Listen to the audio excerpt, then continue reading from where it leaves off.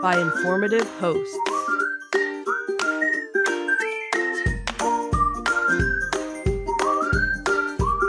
Insights into Things, a podcast network.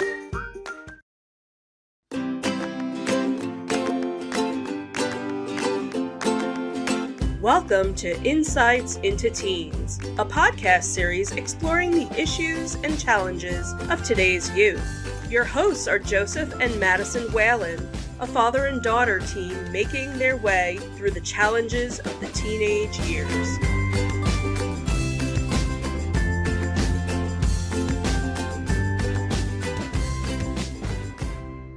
Welcome to Insights into Teens. This is episode 171, Pride Month. I'm your host, Joseph Whalen, and my strong and confident co-host, Madison Whalen. Hi, everyone. How you doing today, Maddie?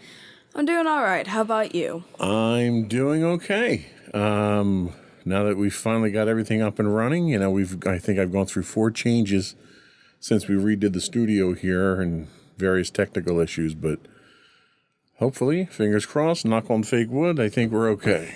Yeah. So this week we are talking about Pride Month, and I'll let you do the intro for Pride Month. So June is Pride Month, and across the world there are celebrations and commemorations to recognize all who identify as LGBTQ and their allies.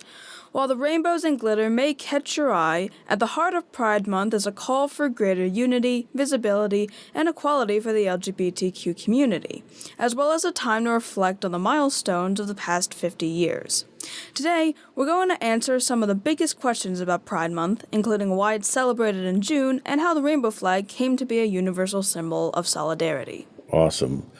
Before we do that, though, I do want to take a moment to invite our our listening and viewing audience to subscribe to the podcast.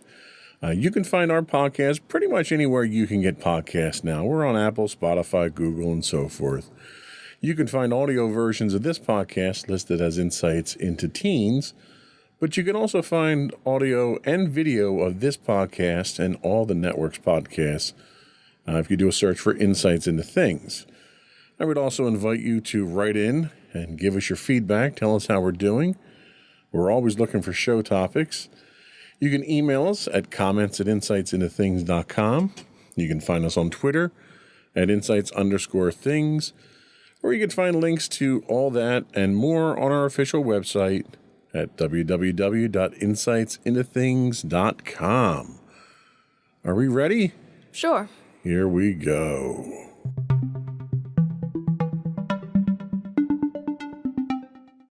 So what is Pride Month? Well, according to GLAAD, the Gay and Lesbian Alliance Against Defamation, which is a nonprofit organization focused on LGBTQ advocacy and culture change, founded in 1985, Pride Month provides, quote, an opportunity for the community to come together, take stock, and recognize the advances and setbacks made in the past year. It's also a chance for the community to come together and celebrate in a festive, affirming atmosphere. So from June 1st to June 30th, Pride celebrations, including marches, festivals, performances, and gatherings, are held to uplift the LGBTQ plus voices and last anywhere from several days to a full week. Pride Month celebrates LGBTQ culture, achievements, and activism through its series of organized activities and events. Through these efforts, the LGBT community and its allies also aim to increase awareness for ongoing issues of inequality, as well as commemorate the lives lost to hate crimes and the AIDS crisis. So why is Pride associated with the LGBT community? This is actually a question that I had thrown in that wasn't in your original notes, because I always wonder, why is it Pride? Why do they associate Pride with it? Because Pride can mean a lot of different things. Yeah. The terms Pride parades, Pride marches, Pride events, and Pride festivals are commonly used to talk about demonstrations for the legal rights of the LGBTQ community, and to refer to events that celebrate the rights of the LGBTQ community. Since there has been so much discrimination toward the community, the terms gay pride and LGBTQ pride are used by the people belonging to the community to promote their self-affirmation and dignity in order to end discrimination. So in short, the community takes pride in celebrating their identity and social diversity. And when I read that, it clicked and it totally made sense to me. So what else do we have? So why exactly does it take place in June? Pride Month is observed in June to honor the anniversary of the Stonewall Uprising, a touchstone event in LGBTQ history. In the late 1600s, being openly gay was... Well, not 1600s. 1960s. Sorry. 1600s, I'm sure it wasn't particularly helpful either. Sorry. In the late 1960s, being openly gay was largely prohibited in most places. New York, in particular, had a rule that the simple presence of someone gay or genderqueer counted as disorderly conduct, effectively outlawing gay bars. On June 28, 1969, patrons of the Stonewall Inn, a popular bar with a diverse LGBTQ clientele, stood their ground after police raided the establishment. The resulting clash led to days of riots and protests known as the Stonewall Uprising. 1 year later, on the anniversary of the Stonewall Uprising, thousands of people flooded the streets of Manhattan in the Christopher Street Gay Liberation Day March, originally a protest that is now regarded as the first gay pride event ever. That evening, a similar march was held in Los Angeles. The following year came a march in Boston, and soon Washington, D.C., London, Tel Aviv, and then everywhere. So I think it's important for us to take a moment to kind of reflect on why we're doing this as a topic. Can you explain that to the audience? So recently, this topic had been coming up in my life personally because I had been questioning my identity. And eventually I ended up kind of discovering that in myself, and it was something that I felt could be talked about on the podcast because a lot of other people my age are experiencing similar feelings that I have. So as with most of what we do here, our intention is to educate people. It's to, in this case, certainly to bring awareness, but it's also to kind of show appreciation for people who are oppressed, who are discriminated against. We all had the pleasure of attending a Pride event that we'll show some video of later in the show. And what struck me, because I'm new to the entire community itself for the most part, and what struck me was acceptance and support. The community itself looks out for each other.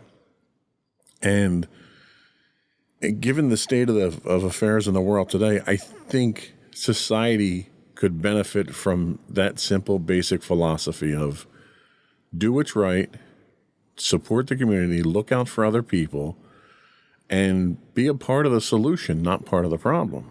Yeah. So, but this was really what we wanted to address initially, kind of set the stage for what Pride Month is and what we're going to be talking about. I think we'll take a quick break. We'll come back, and then we'll talk a little bit about the history of Pride Month and dig a little bit deeper. We'll be right back.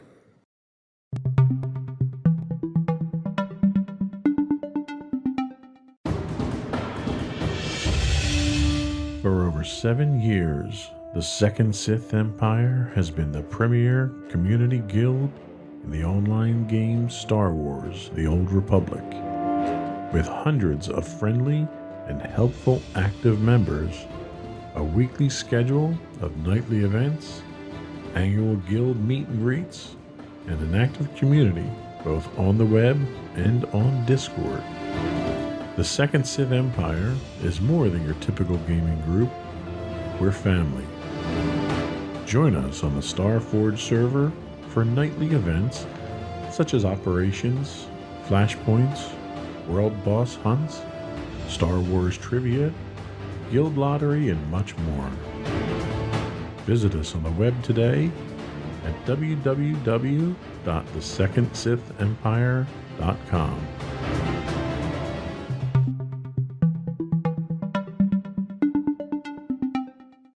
Welcome back to Insights into Teens. Today we're talking about Pride Month. So we've already kind of discussed a bit of the history surrounding how gays have been discriminated against. So how exactly did Pride Month begin? Pride Month had humble beginnings. It initially began as Gay Pride Day, observed annually on the last Sunday in June. As awareness increased, more activities and events were planned throughout the month, and eventually it evolved into a month-long observation, aptly named Pride Month. In 1999, President Bill Clinton officially declared June as Gay and Lesbian Pride Month, setting aside the month as a time to recognize the LGBTQ community's achievements and support the community. So what is its symbol? The rainbow flag is universally recognized as the symbol of the LGBTQ pride movement. It was created by a renowned San Francisco activist named Gilbert Baker. According to Baker, the rainbow of humanity, as he refers to it, is intended to symbolize all genders and races, which, that's inclusivity at its core right there. Each of the 6 colors of the rainbow flag represents a different aspect of the LGBTQ movement. There's life, healing, sunlight, nature, serenity, and spirit. In 2017, Philadelphia added a black and a brown stripe to their flag to symbolically represent the LGBTQ people of color who have often felt marginalized from their own community. It's also worth noting that at this year's Pride Parade in Philadelphia, they had the world's largest pride flag this year, which I thought was pretty impressive. Yeah. Today, many organizations have adopted the flag, also adding the colors of the transgender pride flag, which are baby blue and light pink. So, knowing what we know now of the history of the movement, what are your thoughts on where it is now, how far it's come, and has it come far enough? Does it need to go further? Okay, so I would definitely say that we're doing a lot better than how it used to be. I would also still say that it's not perfect and that discrimination is still very rampant and we still have a long ways to go. At least for now, currently in the U.S., gay marriage has been legal since 2015.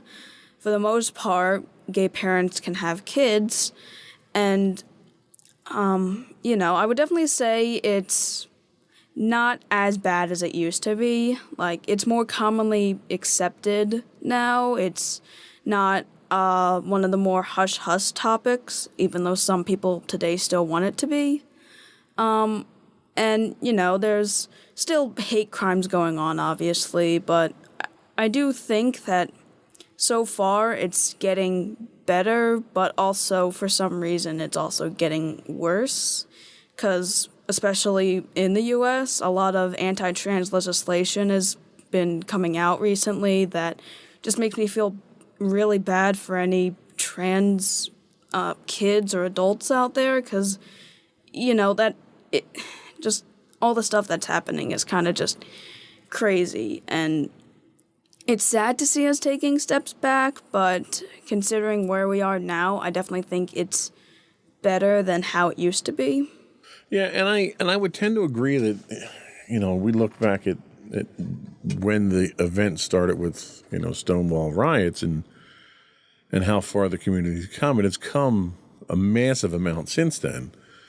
I think the thing that concerns me most is the steps backwards that we're taking. These aren't steps that are insignificant stumbling blocks. These are steps that are fueled by ignorance and hatred, and these are steps that are being pushed by prominent politicians and people who have a significant say on which way the law goes. It's one thing, and at no point in time are hate crimes acceptable, but it's one thing to have some redneck hick who, smashes your windows or calls you a slur be a step backwards. It's another thing, and no offense to redneck hicks out there. I'm sure they're fine people too, but,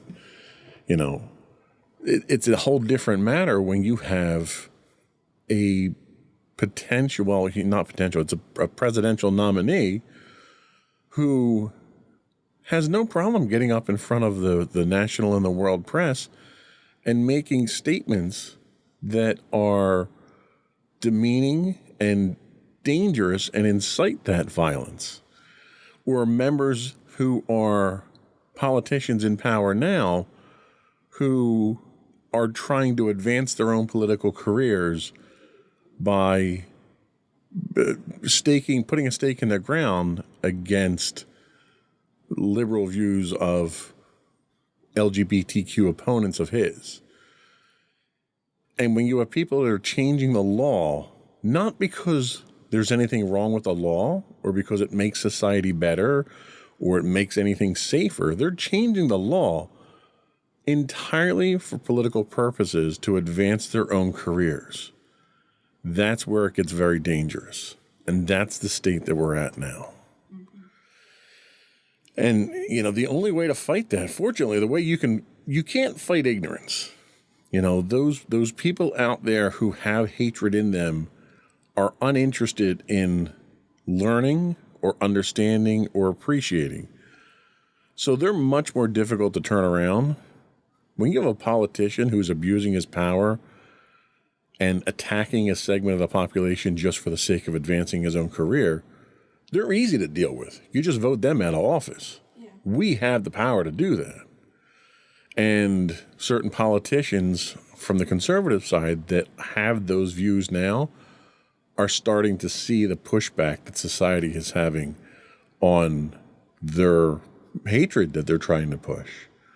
So society, fortunately, can make a difference there. Yeah. What are your thoughts on that? Yeah, that's definitely one of the reasons why when I turn 18, I'm most certainly going to register to vote the minute I can, because I want to see change. I don't want to have to be scared of being myself. I don't want other people to be scared of being themselves. I want everyone to have the equal opportunities that we're all meant to. I don't want to have to see, people not be allowed to do things just because of how they identify or who they are.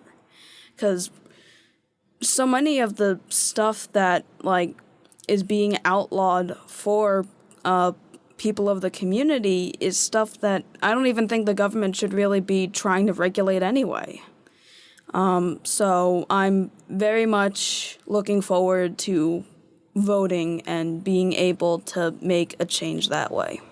One of the narrow-minded political candidates that I was talking about, I'm not going to name names here, I don't want to mudsling, but one of the things that they tend to pound their chest over and make a big deal about is this concept of drag queen story time.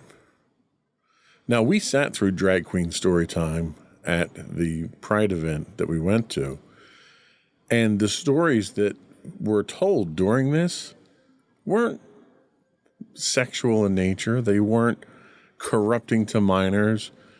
They were talking about acceptance of understanding who you are and what your place in society is. And they were wholesome messages, and they were inspiring messages. And that is what these politicians are terrified of. They're terrified that they won't be able to brainwash you anymore. That when you have someone out there who's, according to them, indoctrinating children, they're indoctrinating children to understand that you can be whatever you want to be and whoever you want to be. And nobody should tell you who you are, who you can love, who you can be in a relationship with. It's the narrow-minded conservative thinking that wants you to think their way who's most threatened by that. And that's why they're attacking this community now. And it's blatantly obvious, once you take a few moments to understand what the community is and what it's about. It's about basic dignity. It's about basic human rights. The government has no place telling you who you can be and what you can be and who you can be with. The country was founded on these principles. Yeah. And now you've got politicians who, because it's contrary to their beliefs and their, distorted view of the world, they're threatened by it, and they're trying desperately to squash it.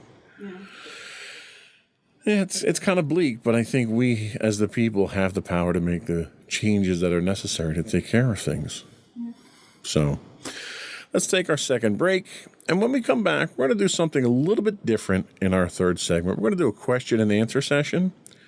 I'm going to ask you questions, and hopefully you're going to give me answers and the audience. And then we'll show our video and kind of talk about what the event was and how it went down. So we'll be right back.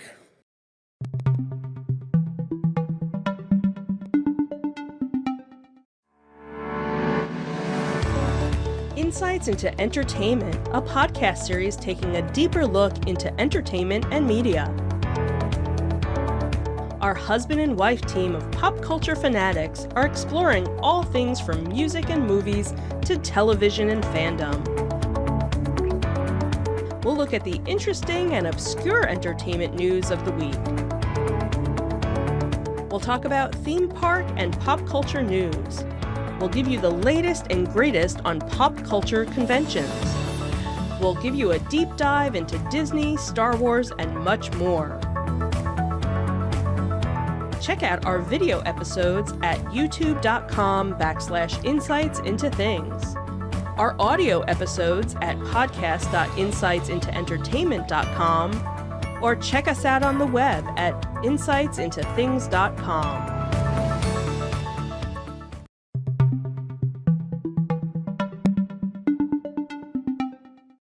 Welcome back to Insights into Teens. Today we are talking about Pride Month, and we're going to do a little bit of question and answer. So I'm going to ask you a few questions. You answer them as best as you can, and if you're not comfortable answering any of them, just say so and we'll move on. All right. So the first question that I have is, why is Pride Month important to you? Okay, so Pride Month has become something really important to me as of the past couple of years, because I've recently found a lot more about myself. After kind of exploring my sexuality and kind of trying to define it more than how I was originally doing it, I've come to realize that I'm aro-ace. Basically, aromantic asexual. That's what it stands for, and basically what it is, it's I just don't feel romantic or intimate attraction to anybody. And, I'm fine being single. I'm fine not getting married. That's kind of what it is. And Pride Month became important to me because it meant that there was acceptance. And I wanted to feel accepted for, the way I felt. And while I would say that my group technically isn't as aggressively attacked against as many of the other groups, we live in a world where it's strange to not have those feelings. And if you don't have those feelings, a lot of people think that there's something wrong with you. And that's kind of why I like Pride Month, because it validates the fact that no, nothing's wrong with you. Everything is fine. You're normal. You're fine. It's, okay to have those feelings. So that's kind of why Pride Month is important to me, because not only do I feel more accepted in my identity, but I also want others to feel that same acceptance. And that's that unity and that support of the community we had talked about before. I think that's wonderful. Next question is, how do you celebrate Pride Month? So technically this is my second year fully celebrating Pride Month as I've been out.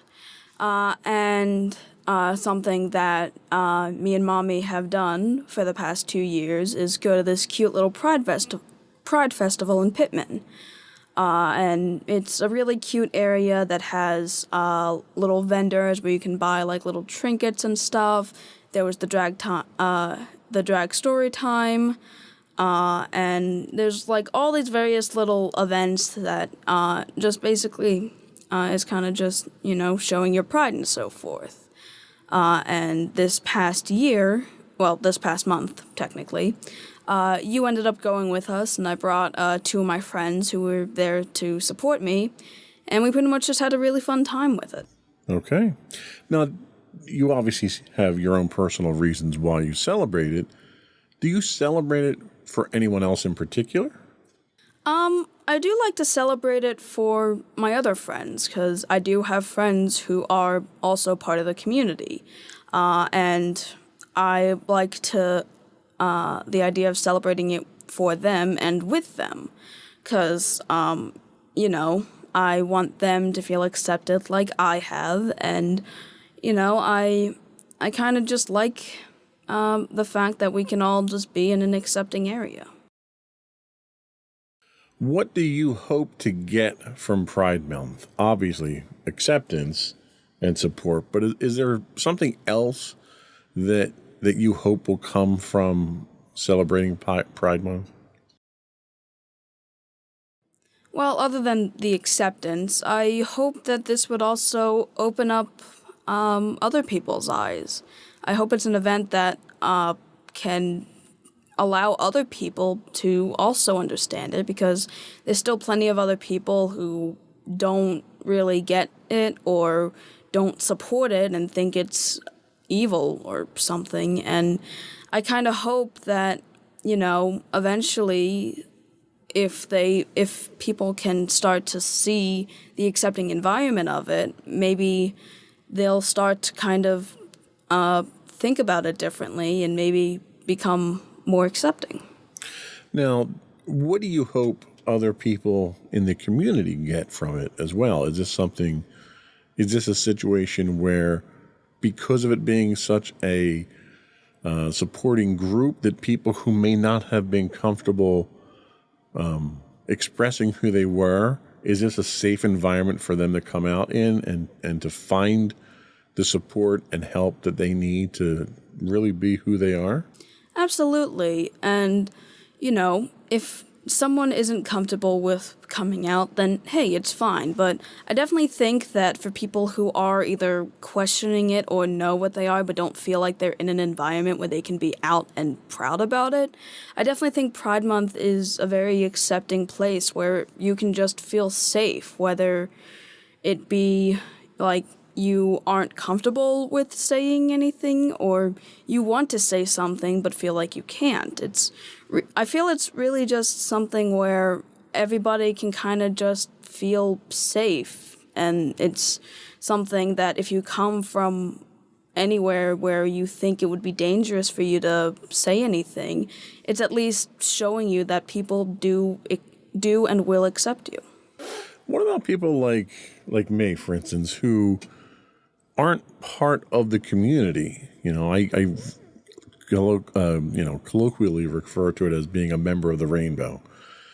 If I'm not part of that community, but I want to support the people who are, because it's the right thing to do, is Pride Month something that I should be involved with? And if so, how? What's the best way to get involved with it? What's the best way to kind of show that level of support for people that we love and we want to take care of?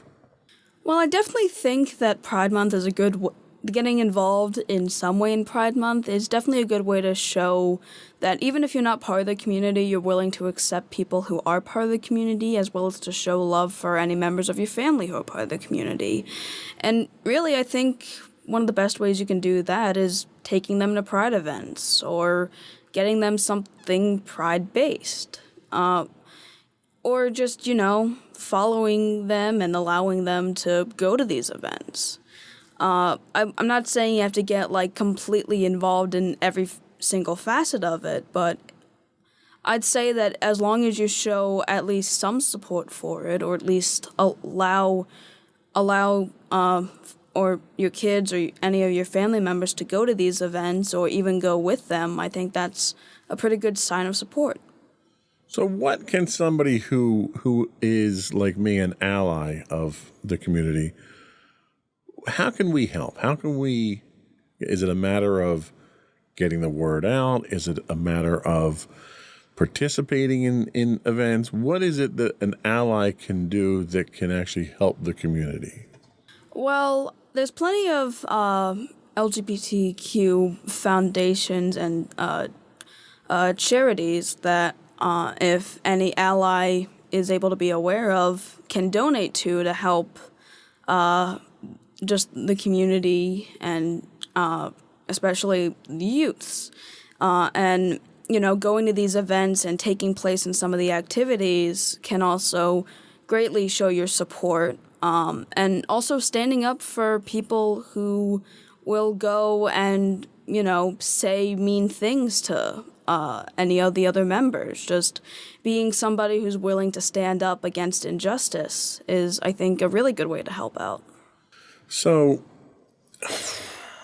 there's obviously people out there who are anti-LGBTQ. And in fact, when we show you the video, stick around to the end because there's really a pitiful protest of people based on the signage they have, really hypocrites, but we'll talk about that when we get to the video. But there's a community, there's a large segment of the population out there who are against the LGBTQ community. What's the most important message someone who doesn't celebrate or support Pride Month or the community, what's the most important message that they need to hear that maybe might not bring them around to be allies, but at least maybe bring them to the point of acceptance and allowing people to be themselves? What do they need to hear? Well, probably that there's nothing wrong with the community. It's not something that's unnatural or against anything. It's really just something that happened, and there's nothing wrong with it. There's, no crime in it. There's no, there's really nothing bad that goes on with it. When you take it to, the most basic level. There's also the facet that the whole point of Pride is just for acceptance. And that it's not this whole, evil thing of indoctrinating kids or, making them think certain things or, just trying to... It's none of that. It's really just about acceptance. It's just about understanding. And it's just... It has kind messages, and it's something that a lot of people, I feel, could benefit to hear from. And even if somebody is against the community and... for whatever reason, I think the important thing for them to hear is that it's normal and it's fine if it happens. And also, the whole point of the events isn't to shove it in your kid's face. It's just to express acceptance and unity among everybody. Okay, I can't argue with that. I think that's a great message to get out to everyone. So we're going to take a couple minutes. We're going to run the video here, but for our listening audience, I want you to kind of walk us through what we're seeing on the video and just kind of give us a play-by-play of the video itself so that the folks who are just on audio don't feel left out. Inclusion, see? Yep. Here we go. Okay, so basically the event that we went to, it's kind of this cute little thing that I believe occurred outside of a Baptist church. Yes, it was Baptist church. And pretty much what it was there were various little vendors. There was... So we had some face painting there, right? Yeah, there was some face painting. You had some community leaders that were doing announcements. You had some people that were telling stories and doing some music. And then there were little vendors where you could buy little trinkets and so forth. And rainbow donuts, which we got, which Yeah. I didn't get a chance to eat any. Were they any good? Yes, they were good. Okay. And there was also this one little area where you could blow bubbles, which me and my friends ended up going towards. So basically a lot of it was kind of in a parking lot, and there were these vendors set up in the different parking spaces. That there were various different vendors. A lot of local businesses out there to show their support for the community. Yep. You had some people that were, just soliciting and selling different things that they had a mix of Pride stuff and non-Pride stuff. I wound up buying a D20 dice container that had really nothing to do with Pride, but they were selling other 3D printed things for Pride. Yeah, and in like the main area, there was something set up for the drag story time that you ended up attending. Which was hilarious. Oh, I was laughing the whole time. They did a very good job. But yeah, a lot of people that were there. Actually, I bumped into somebody from work who was there as well. But unfortunately, the one thing that we did have was we had protesters that showed up later in the day. And they were, and I'm going to get hate mail for saying this, but they were religious fanatics. You're going to come out there and stand on a corner and say that Jesus saves and, he can help you. And you don't realize that people don't need saving. They don't need help. They don't need a religious experience from it. And I see these people out there who are protesting a Pride event that's happening at a Baptist church, and I can't help but think to myself, okay, so you're going to complain about drag queen story time. Were you protesting outside the Catholic churches when all of the children that the Catholic priests, assaulted came out and came to light? Were you out there protesting that as well? Because you can't pick and choose your morals. Yeah. You either are moral or you're not. If it's your team that's not playing by the rules, then you gotta call them on the carpet too. Yeah. So, I mean, it really was. If you have a chance to watch the video, it was like 3 people standing on a street corner with a banner. It was a pretty pitiful turnout for a protest. Mm-hmm. It was peaceful. I will give them credit for that. They didn't really become obnoxious or anything. Yeah. There was a significant police presence at the Pride event as well, who were participating in the event, which I thought was fantastic. Yeah. It was a really good show, too. There was a lot of people there, a good showing of people that showed up, at least in my opinion. It was the first one I had ever been to. I didn't know if it was any different from last year. I mean, from last year, they had a couple more vendors in the parking lot because, there was a much more open area there where, cornhole was being played.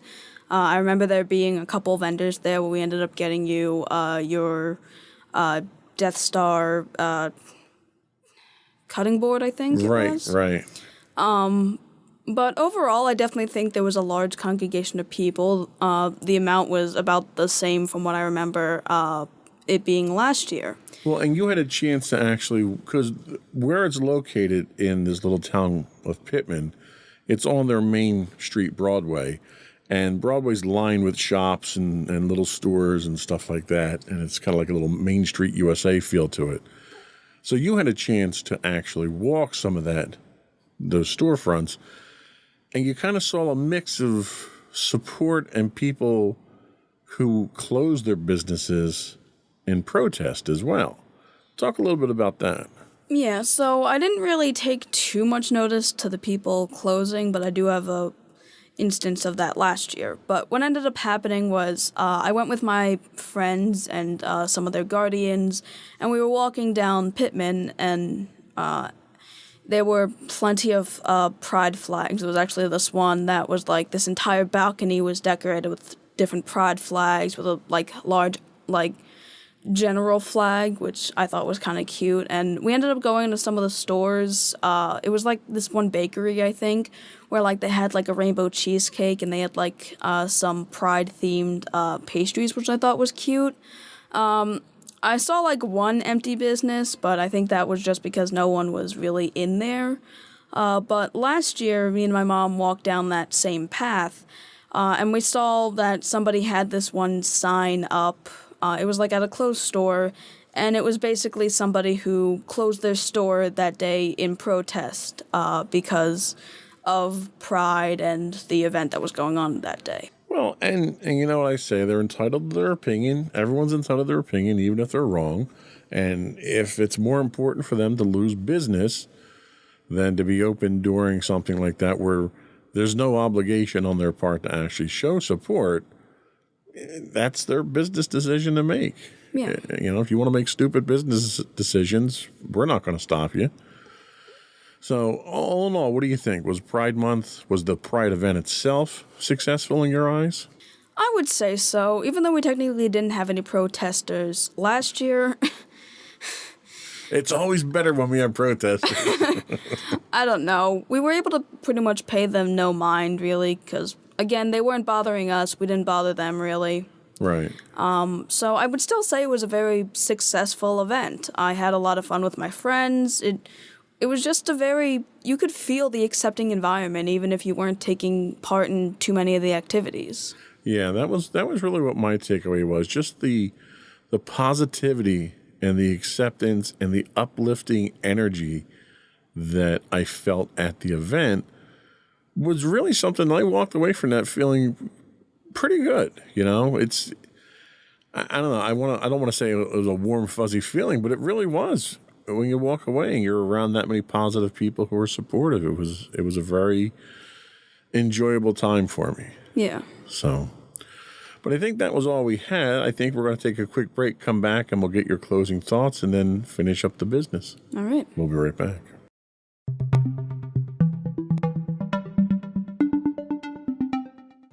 Okay, so to everyone out there, first of all, happy Pride. And I just want to, I guess, reiterate that Pride is really just about acceptance and equality and trying to achieve that for people that are still marginalized to this day. We've come a long way from how it used to be, but it could certainly be a lot better. There's still issues going on around the world, and there's still stuff that we have to work on, but I'm at least happy with the progress we're making so far, and to especially the younger generation out there, we have the power to make the change that the world needs to see. So, you know, just keep that in mind. Awesome. I think that was very well put. Good way to end on a positive note. And just as a footnote to this and the next several podcasts we're going to be doing, we're kind of taking on some of the more controversial topics, some of the more debatable topics, some of the ones that will generate more hate mail for us, I think. Well, hateful attention is better than no attention, I guess. I guess that's true. So if you disagree with this or our take on the topics that we're going to be talking about, what are some of the things that we're going to be talking about? Well, we're talking about this. We're talking about the definition of woke and that whole thing. We're going to be talking about cancel culture, fighting in school, as well as more about therapy. Yep. You know, there's a lot of things that we've kind of held off talking about until you've kind of reached a certain age. And I know we try to do a podcast for all teen age ranges. So just an FYI to our listening audience out there, the next couple of topics in the series, you know, from 171 to 179 or so, we're going to be talking about some of the more heavy-hitting topics here. So for parents who listen to this with their kids, just be aware of that. And if it's stuff that's a little too hard-hitting for you, we apologize, and we'll be coming back with some of our less heavy topics afterwards. But before we do go, I want to once again encourage you to subscribe to the podcast. You can find audio versions of this podcast listed as Insights into Teens. Video and audio of all the network's podcasts can be found listed as Insights into Things. We're on Apple, Spotify, Google, wherever you do get our podcast from. I ask that you give us a thumbs up or a vote or a review or whatever your podcast source of choice does. Let people know, what kind of quality we give you, what kind of service, and, even if it's bad. I mean, I'll take bad reviews. Just, feedback. Just give us something. Yeah, feedback is good. Speaking of feedback, you can give that directly to us by email at comments@insightsintothings.com. You can hit us on Twitter at insights_things. You can find all of our videos on YouTube at youtube.com/insightsintothings. We do stream live. Well, not live. We stream pre-recorded 5 days a week on Twitch at twitch.tv/insightsintothings. Side note there, if you're an Amazon Prime subscriber, you do get a free Twitch Prime monthly subscription. We'd appreciate you throwing that our way if you could. We're also on Facebook at facebook.com/insightsintothingspodcast and Instagram at instagram.com/insightsintothings, where you can find links to all that and more on our official website at www.insightsintothings.com. Should I even cut to you at this point? I'm not even sure what you're going to say, but and you. And don't forget to check out our other two podcasts, Insights into Entertainment, hosted by you and Mommy, which, we have a decent selection to choose from. Not sure when we're going to bring a new one out, but, That's better. That was almost positive. Thanks. And 8 to Tomorrow, our monthly podcast hosted by you and my brother Sam, which hopefully we will have a new episode out. We don't have too many of those, but, We are scheduled for tomorrow. You get what you can, I guess. And that's it. Another one in the books. Bye, everyone. Bye.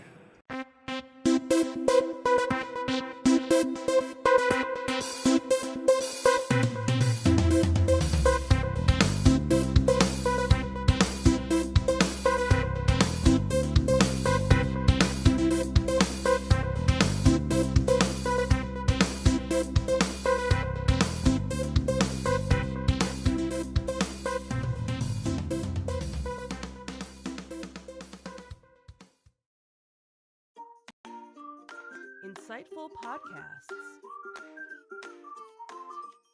by informative hosts.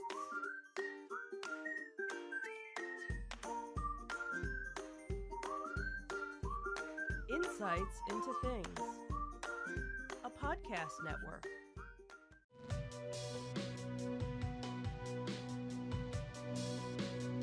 Welcome to Insights into Tomorrow, where we take a deeper look into how the issues of today will impact the world of tomorrow.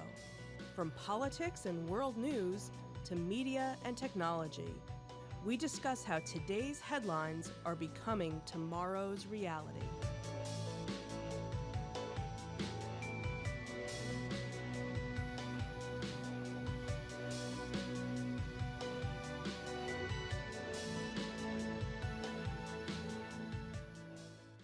Welcome to Insights into Tomorrow. This is episode 20, Don't Touch That Dial.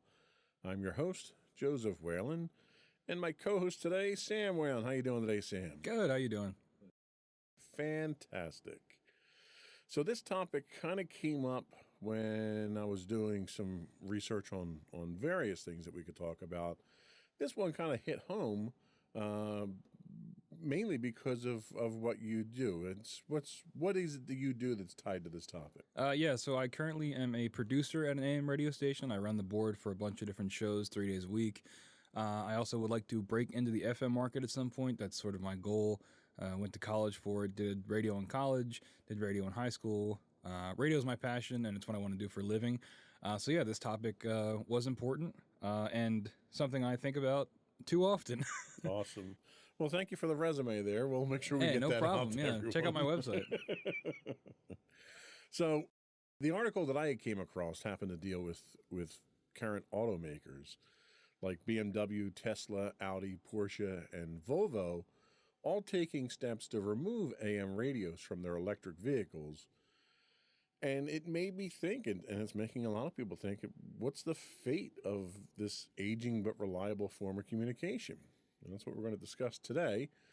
But before we do that, I did want to take a moment to invite our listening and viewing audience to subscribe to the podcast. You can find audio versions of this podcast listed as Insights into Tomorrow. You can find video and audio of all the network's podcasts listed as Insights into Things. And we're pretty much anywhere you can get a podcast these days, Apple, Spotify, Google, and so forth. I would also invite you to write in, give us your feedback, tell us how we're doing. You can email us at comments@insightsintothings.com. You can find us on Twitter at insights_things, or you can find links to all of our social media on our main website at www.insightsintothings.com. Shall we get into it? Let's get into it. Let's do it.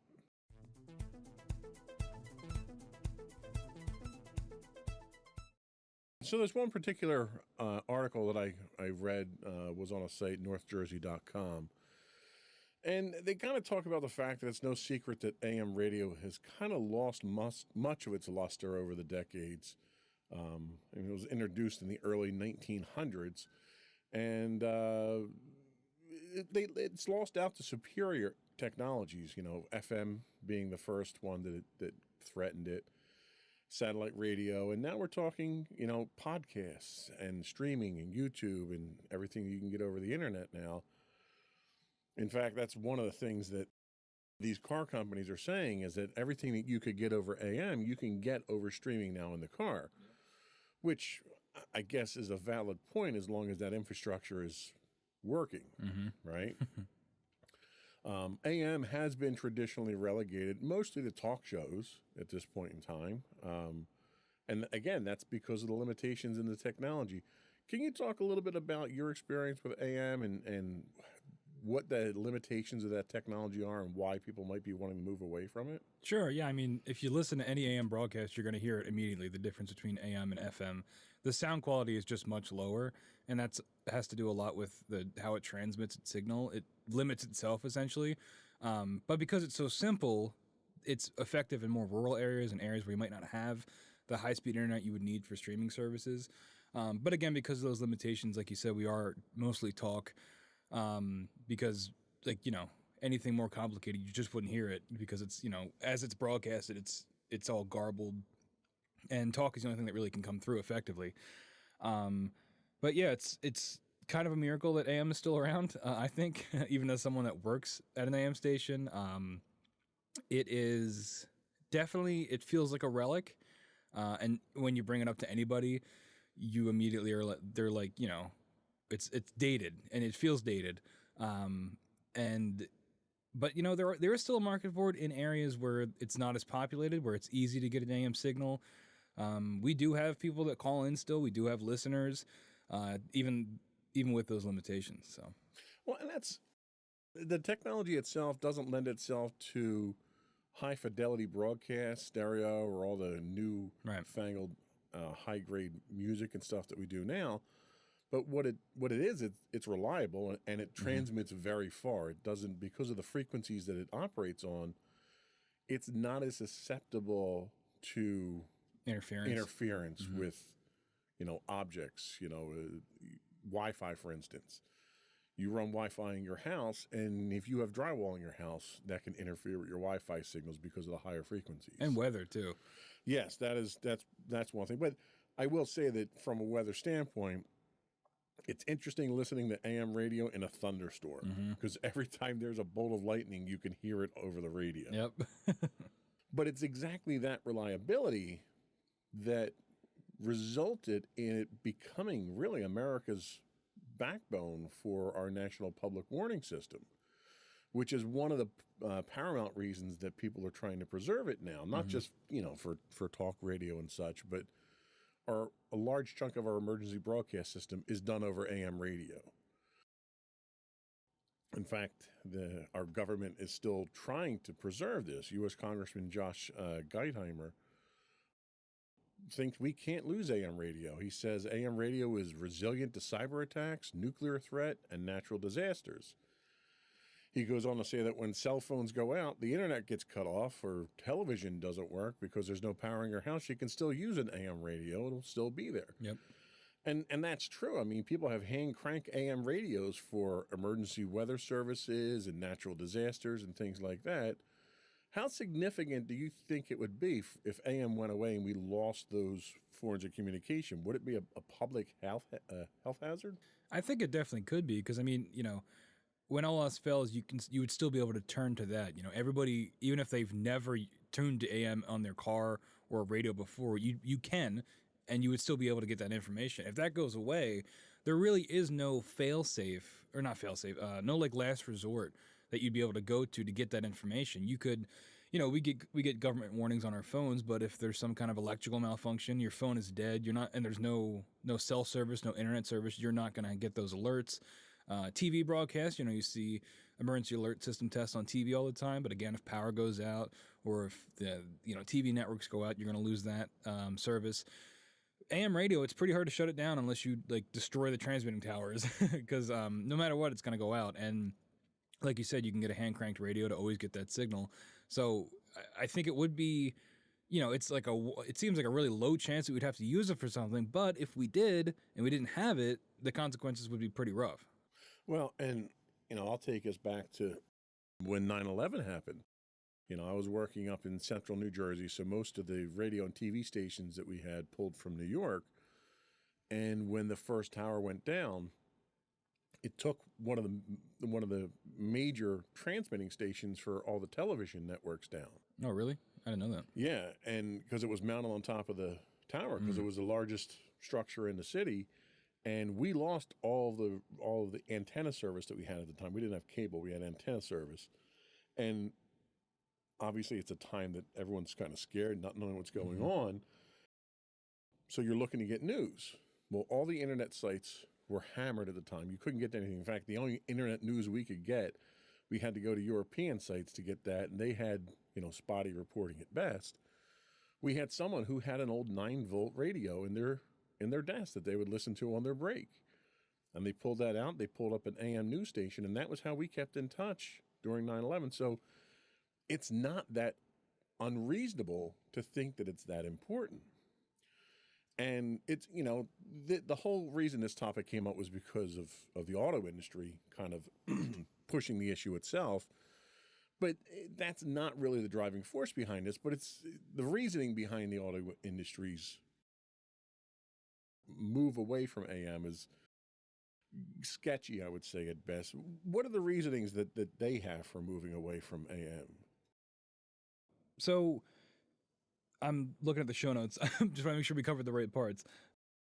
We already covered the issues, but yeah, the real issue is deeper than car makers trying to modernize their products. This is from Forbes magazine. 40% of all radio listening is done in cars, which is great for us and the radio side of things because you're guaranteed an audience. A lot of, like when you do ratings and stuff, you can't guarantee an audience, but radio, you can kind of cheese the numbers because everyone's got a radio in their car. Even if they're not really listening, it's on. So that counts when it comes to ratings. Sure, yeah.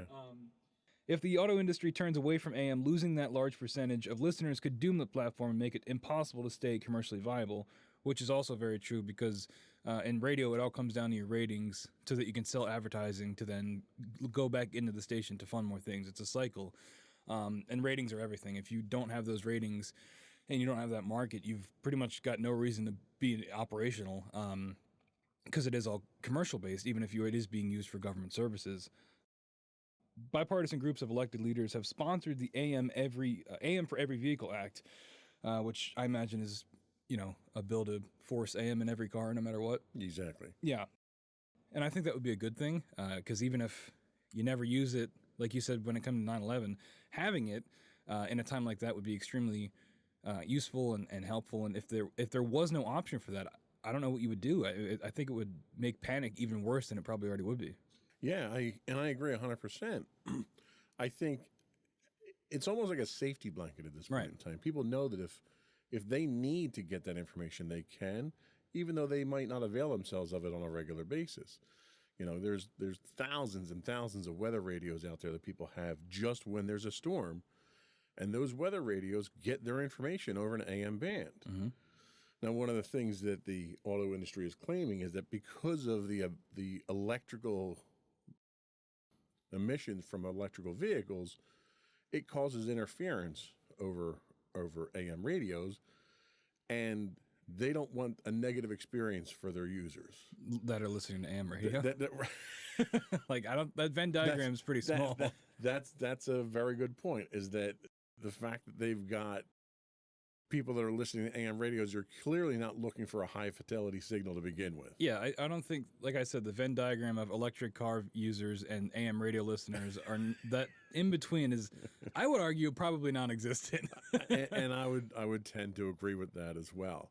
So, and that's why I say I think their motivation for it's to save money, but I can't imagine that putting an AM capable radio in an electric vehicle is the cost center. Well, it's also probably because they want to have a deal with satellite radio companies, because most times when you buy a car now, it's got Sirius built into it, Sirius XM. Well, yeah, but my vehicle has Sirius built into it. They didn't have to not have AM on it. Yeah. I don't know. I don't know why they wouldn't do it. Maybe if it's I don't think it's an electrical interference problem. I just don't buy that. I don't either, and that's almost like one of those things where they don't want you to use your cell phone on an airplane, right, because it interferes with telemetry. And it's like, yes, if under certain circumstances there's a 1 in a million chance that it interferes with it, you probably don't want that chance happening on a plane. I can't imagine there being anything detrimental about an AM radio that's just receiving, not transmitting, right, on an electric vehicle. Yeah, and like I have a AM radio transmitter hooked up to my stereo, or a receiver hooked up to my stereo, and it's just like a square piece of plastic with wire wrapped around it. That's all you need to get AM signal. It's not like you need a full stereo or radio head to get it. Right. You just need some wire that you stick out. And it's funny you mention that, because during that 9/11 situation, the radio that we had was not getting a very good signal. So we actually took a piece of coax, stripped all the shielding off of it, and just turned that into a bigger antenna and got a clearer signal. Yeah, and like that's one of the reasons I love radio so much. Not just AM. I don't really love AM that much, but FM, radio in general, the concept of radio. It's so accessible, and I've always equated it to like sticking your hand in a river. Like the radio is always there, and there's so many ways to access it. And you could have a big boombox that you tune your favorite station to, but you can also have something in the palm of your hand that can do the same thing. And I just think like you don't really get that with any other medium.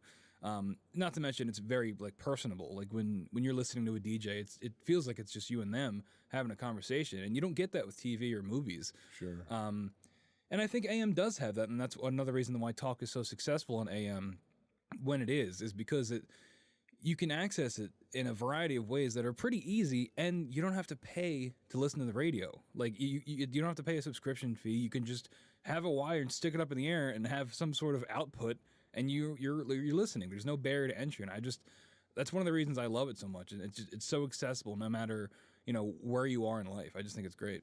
Well, and it's funny because there's been a push by politicians to declare internet as a public utility. Everyone needs to have internet. And I don't want to argue with that. I mean, that's our medium of choice for the podcast. And I think everyone should have it. But if everyone should have the internet as a public service, everyone should have AM. Mm-hmm. AM already exists. Why would you take it away? And it's much easier to give everybody access to AM than it is internet. Absolutely. Because the less populated areas you get, it's way harder to get that internet working. I have a friend of mine who lives in Maine, and his two choices for internet were Spectrum or like satellite internet, which is way worse. Right. And the delay in that is insane. And this is in 2023, and he's not even in like a rural area. He's just in Maine. There's still parts of the country where you're not getting 5G, upload speeds and things like that. And, that's going to be a problem for many more years to come. They're not going to have that ironed out. Certainly not in a way that it works as reliably as AM does now. Well, and that's sort of what the auto industry is kind of counting on, is people getting this information over the internet. And the problem with the model of the internet is it's cost-centric to the consumer, where if you want the internet, you have to pay for it in some form, either through taxes, through direct subscriptions, or whatever, whereas AM is producer-centric. So if someone wants to produce content and put it out on radio, they have to fund it. Mm-hmm. They fund it through through listenership and through advertising, but there's no cost, like you said, to the consumer at that point in time. So it makes it accessible to low-income people, to seniors, to everybody out there who doesn't have unlimited income and free disposable income. And going back to that accessibility thing, it's pretty easy to understand. It's a dial. Sure. You flip it on and you turn it to where you want to listen to something. Yeah, and it's just, I don't think there's any other like medium of communication that's like it, and I think that's the reason it's still around. It's people say the radio industry is dying, and I don't think it's dying. I think it's just changing. I think it's evolving. But I think the core technology of how FM and AM transmission works, I think there's always going to be a place for that as long as, broadcasting towers still exist. Well, the fact that you have podcasts that have become so popular tells me that the content that comes over AM is still popular. The media may be changing, Right. but that content is still deliverable. It's ease of use, it's low cost, and it's accessible to everybody. It makes a lot of sense to keep it around for people who aren't high tech and have disposable income to pay for the content that they're looking for. There's a market for all the other stuff, and there's nothing to take away from that. But AM still serves a huge portion of the public, and I think it's probably worthwhile to keep it around. Yeah, absolutely. On that note, I think we're going to take our first break, and we'll come back and we'll talk about why AM is so important. We'll be right back.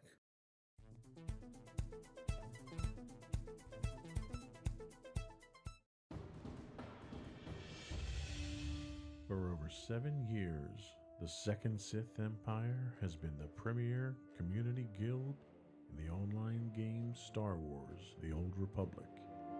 With hundreds of friendly and helpful active members, a weekly schedule of nightly events, annual guild meet and greets, and an active community both on the web and on Discord. The Second Sith Empire is more than your typical gaming group. We're family. Join us on the Starforge server for nightly events such as operations, flashpoints, world boss hunts, Star Wars trivia, guild lottery, and much more. Visit us on the web today at www.thesecondsithempire.com.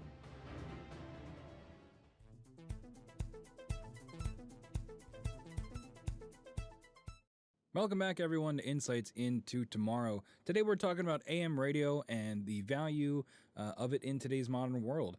So in this segment, we're going to talk about why AM radio is so important.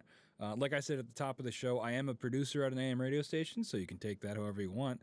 They're not paying me to say this, though. They're barely paying me to work. So some members of the right-leaning media, such as Sean Hannity, suggest the phasing out of AM could be a conspiracy to silence conservative voices. And boy, does that sound like a narrative we've heard before. Many right-leaning talk shows that are the key to the Republican base live on AM. That's very, very true. A lot of the shows that I run are like that. And they are just more popular than a lot of the other shows we get because they have that built-in audience, essentially. Why would we have a note in here about Elon Musk? Isn't Elon Musk emerging as a leader of the right? Why would Tesla be participating in this conspiracy? That's a good point. Elon clearly is on the right side when it comes to the political spectrum. Going back to the EV vehicles wanting to get rid of AM radio, why would he be doing that if it's a constant echo chamber for right-leaning ideas? I don't know. That's a good question. Do you have any thoughts on that? I don't. It makes me go back to the thought that it's a cost savings thing, but I don't know how you're saving money on it by getting rid of it. What other motivation would he have other than making sure that other medium, he owns Twitter too. So maybe it's a way of trying to make sure that the mediums that he favors more are at the forefront, removing. And I don't want to get into conspiracy theories here, but one of the things that right-leaning side of the country seems to think is that if they eliminate options for people and the only options that you have left to adopt are the options that they want you to adopt, then you obviously wind up following their indoctrination. Right. Is this a factor of that? I doubt it. I think that's kind of a stretch, but I think it's more of a technology thing. Like, I don't even know what kind of radio a Tesla has at this point in time because it's a computer interface that it has. Yeah, I have no idea. But I could see Elon being more of the mind of, there's a ton of right-wing stuff on like YouTube and their own sites that are getting plenty of traffic. And I could see Elon being completely fine with just moving past AM entirely to focus more on that digital side of things. Guys like I'm not even going to mention their names, but you know who they are, the guys that are, on that side of the spectrum that are online doing their shows. They're basically doing an AM talk radio show just on the internet, and they're getting way more eyes on than they would ever get on AM. So I could see Elon just being of the mindset that AM is dead and we'll just move on from it. Well, and let's be honest, the format that we do on this show here is very well suited, with the exception of the video, obviously, but it's very well suited to being on an AM radio station, which is why I say, like, the most popular podcasts that are out there today are really an AM podcast. They're an AM talk show that happens to be on the internet. So there isn't a lack of demand for what AM offers from a format standpoint. Is it just a technology thing? I mean, yeah. Once again, we go back to this issue of technology. Jordan Walton, executive director of the New Jersey Broadcasters Association, tells us, due to the nature of the sound, AM lends itself to the spoken word, which is why the talk shows gravitate toward it, which is true. When I'm producing shows, we are very aware that we are spoken word when it comes to things like compression rate and what we're uploading our shows at. It really doesn't matter that much, because when it's processed through the transmitter, it's going to sound like it sounds on AM no matter what we do to it. Hundreds of foreign language stations on the platform serve marginalized communities, which is also very true. I run a lot of shows dealing with Eastern European communities in the area, Ukrainian people, Polish people, and that was an aspect of the radio industry that I had no idea about before I started this job, and it's really opened my eyes to it, how important it is to these communities to have that access. I mean, holding full-on religious services that through the AM dial that they might not be able to get to otherwise. It's a big deal, and it's in those communities. It is still very active, and of course, nearly 47 million Americans listen to AM, which is a lot of people. And if that just happened to go away, that's 47 million people that just lose access to that platform. Yeah, and I go back to when I was a kid. My grandmother lived with us. She was from, as my mother used to term it, the old country. She was from Lithuania. And she didn't speak English very well, didn't understand English very well. So she was very self-conscious going out in public because she couldn't communicate. There happened to be at the time a radio station, a local AM radio station that she would listen to that was done, I don't know if it was done in Lithuanian, but it was done in a language that she understood. Mm-hmm. And that was like her connection to the outside world. She would get religious services through it. She would get news through it. It was a friendly voice that she didn't hear unless she was talking to members of her own community. And that level of cultural sensitivity, I think, is very important to maintain for those marginalized people. Absolutely. I mean, some of the shows that we run are entirely in other languages, entirely in Polish or entirely in Ukrainian. And, I don't speak those languages, but somebody's listening, because otherwise they wouldn't be on the air. Right. So, and as with everything, cost is still a factor.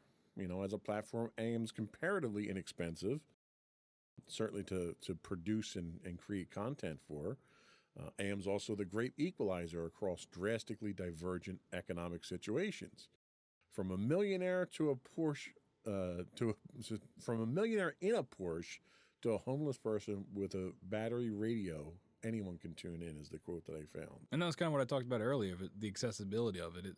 There's no subscription fee. As long as you have a way to receive the transmission, because they're all around you. You can't see them, obviously, but, FM signals and AM signals are all around you. As long as you've got a way to... You can't see them. I can see them. I think you got to see a doctor. As long as you've got a way to receive that, you can access it. And I think that's a wonderful thing.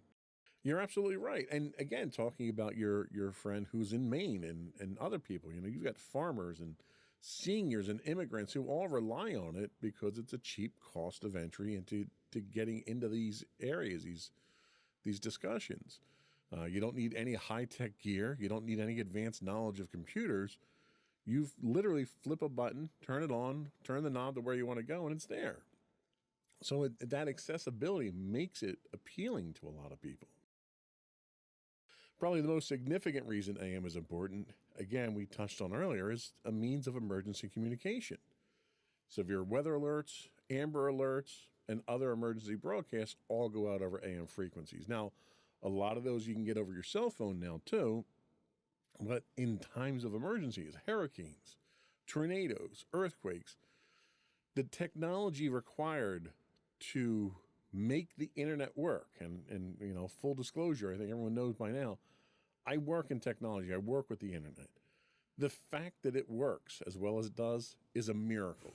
There are so many points of failure that can stop the internet from working, especially when you're talking about cell signals, that in times of a natural disaster, it's literally the first thing to go down. FEMA has spent decades building out its integrated public alert warning system, or its IPAWS system, using somewhere in the range of 77 primary emergency alerting stations around the country that are AM-based stations. So you've got a huge infrastructure for emergency broadcasting that's already been invested by the country to build this out, and it works. I think that's my biggest catch is there's no reason not to use it. It's not like it's failing. It's not like our crumbling road infrastructure where bridges are literally falling down within driving distance of us here. This works. The technology is sufficient enough to do the job that it's doing, and there's no reason not to use it. The stations brought vital information, warnings, and comfort during tragedies like hurricanes and earthquakes, and again, in the wake of 9/11. So I can't think of a compelling reason for AM to go away. The fact that it's an old technology shouldn't be a reason. The wheel is an old technology, and that's not going away because it's thousands of years old, right? Yeah, I don't really see why you'd get rid of it. I mean, it still works. It's worked essentially the same way for like 100 years at this point. I forget when it was invented. I think in the early 1900s, but like it still works, especially when it comes to things like this. Why would you get rid of it? And what is the alternative? Really, like, is there a plan from these automakers for? I guess they don't really. It's not their problem if AM radios are done away with. What the alternative would be for these kind of emergency broadcasts?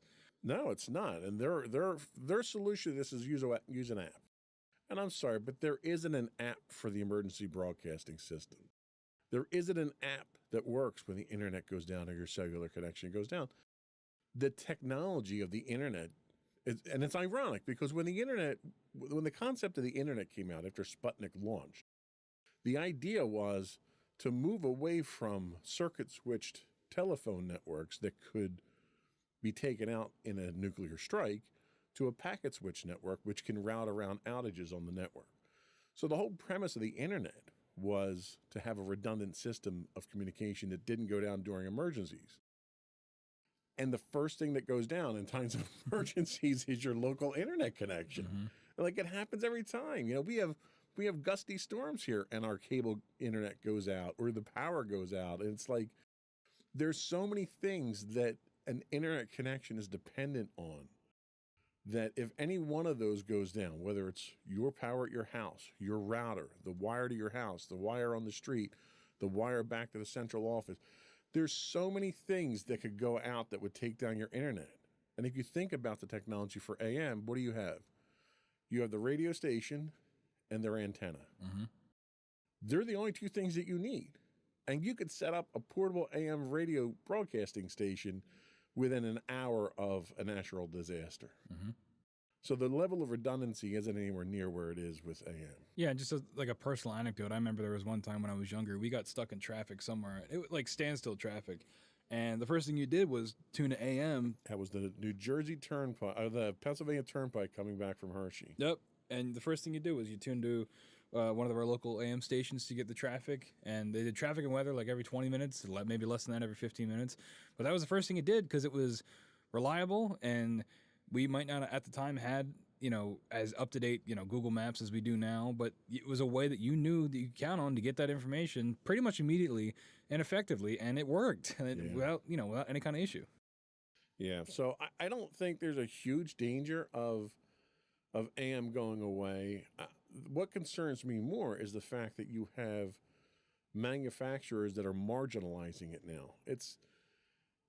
It's one thing to lose market share to a superior technology when the product that you're trying to consume, like music, relies on that superior technology. If you listen to a radio, the same song on AM and on FM, you can hear the difference.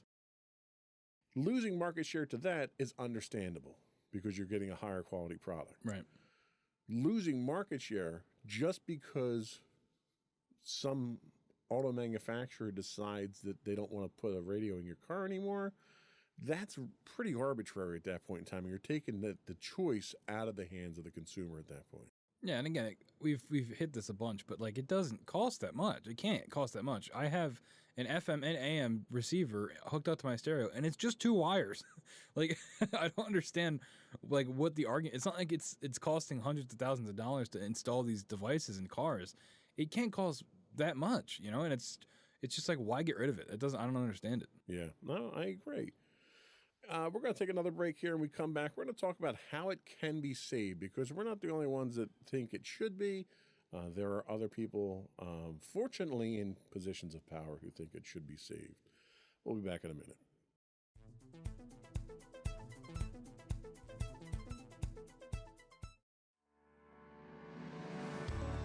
Insights into Entertainment, a podcast series taking a deeper look into entertainment and media. Our husband and wife team of pop culture fanatics are exploring all things from music and movies to television and fandom. We'll look at the interesting and obscure entertainment news of the week. We'll talk about theme park and pop culture news. We'll give you the latest and greatest on pop culture conventions. We'll give you a deep dive into Disney, Star Wars, and much more. Check out our video episodes at youtube.com/insightsintothings.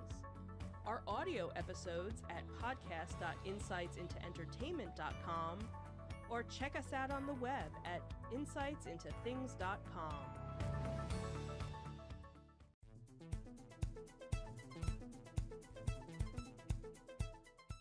Welcome back to Insights into Tomorrow. We're talking about AM radio and people fighting to get rid of it. Well, back in 2013, Ajit Pai of the FCC saw the problem looming and embarked on a personal quest to save it.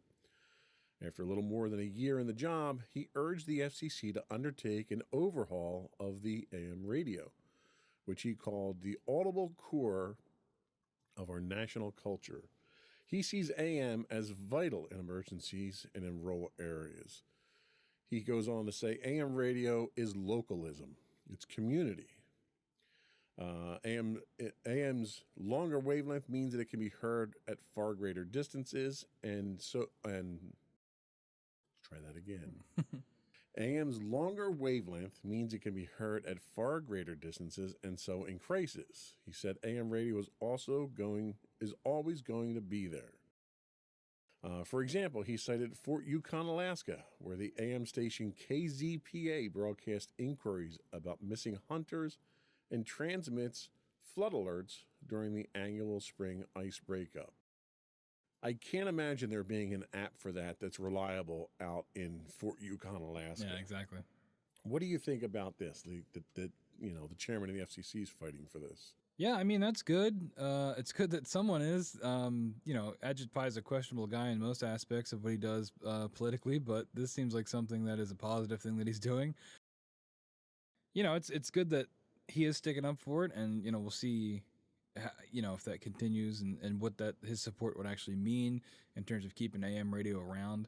But having the head of the FCC, or I don't think he's the head of the FCC. Not anymore.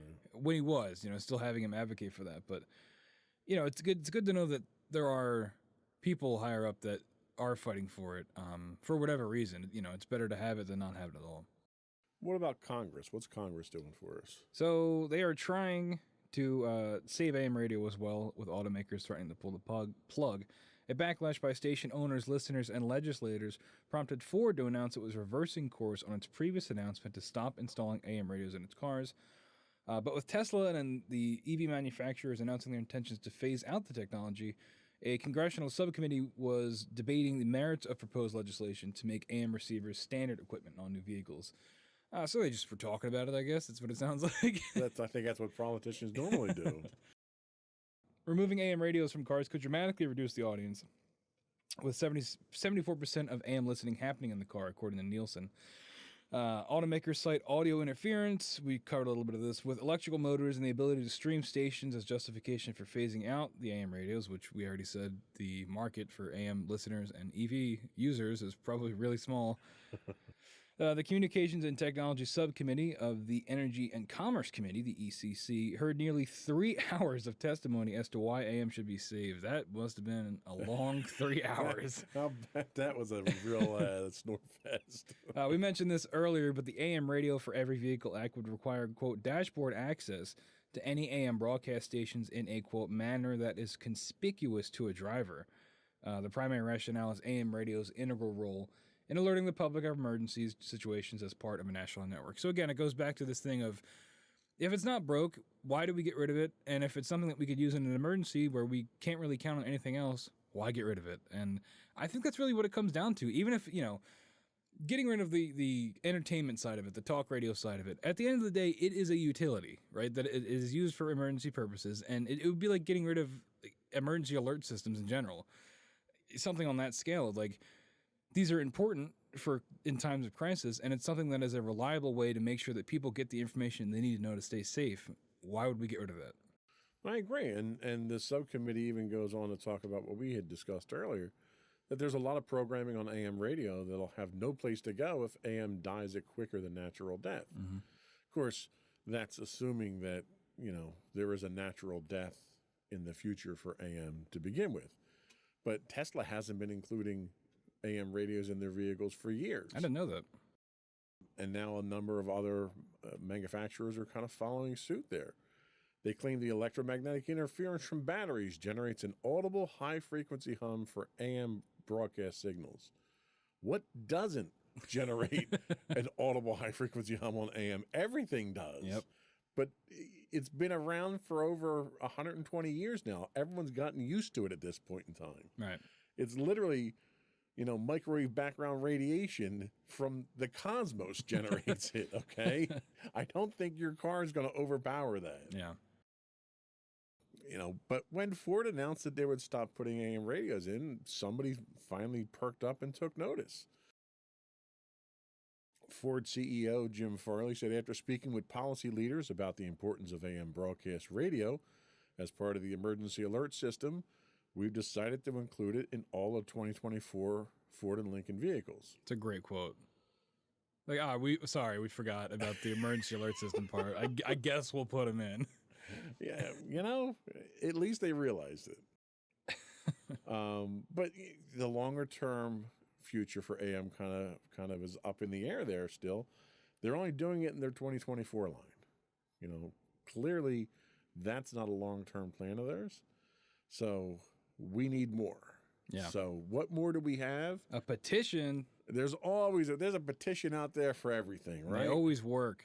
So change.org Save AM Radio, a part of the emergency alert system petition, has been put up by WABC Radio, actually. Like the ABC?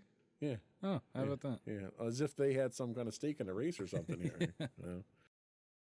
Again, they're pushing the fact that for emergency purposes, because, we're getting more and more weather events, yep, which means there's more and more need for this.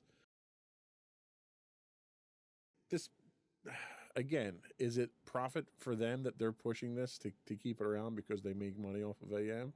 I've been trying to find a way to articulate this, but I really do think it goes back to the issue of satellite radio, right? Because I think they probably see AM as not profitable and not worth having in the car. I don't think they really consider the emergency alert aspect of it. But I think if they have a partnership with Sirius where Sirius pays them and they pay Sirius to have Sirius XM in the car when you buy it, I think that is, I think there's something to be said there of why they're pushing to get rid of AM so hard. FM is going to be a tougher sell because people do still pretty regularly listen to FM radio. But I think it starts by getting rid of AM. Yeah, I can't disagree with that. But I don't know if satellite radio is a replacement for AM. Well, not in a realistic sense, but I think in terms of profitability sense for them, for the manufacturers. From that standpoint, yeah, but from an emergency alert system itself, I don't think it's reliable enough for that. No. Not to mention you have to pay a subscription for it. So and that's the thing. Like what someone like XM could do would be to provide a channel that anyone can access for emergency regions. Yep. The problem that you have with that is your emergency broadcast system is regionalized. Mm-hmm. So if you're going to have a single channel for emergency broadcast, Fort Yukon, Alaska is going to be sending me updates of hunters that are missing and breaking up with their ice cap, and it's not going to be relevant to me. Yeah, not to mention, I don't know how you would access that without having like Sirius installed in your car. And that's the thing. Standard radios can't receive it, whereas literally any standard AM radio can receive an AM broadcast. Right. You can get add-ons, that will do. You can get an AM or a XM tuner that then broadcasts an FM signal that you can pick up, which is what a lot of people did for satellite radio when it first came out. But again, it's ease of use. That's not available to everybody, so I don't think it's probably the best way to go about it either. Yep. I don't know. I guess time will tell where we are with it, but we're going to take another break here and come back. We're going to talk about why AM is fading and some detailed information on that. We'll be right back.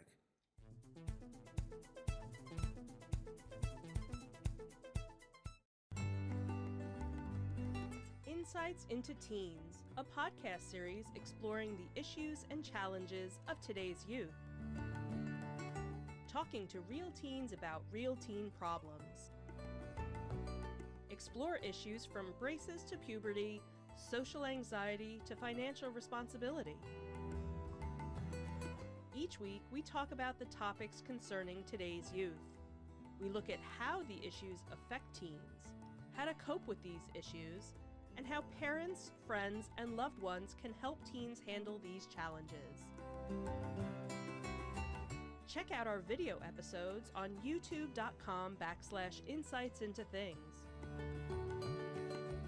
Catch our audio versions on podcast.insightsintoteens.com or on the web at insightsintothings.com.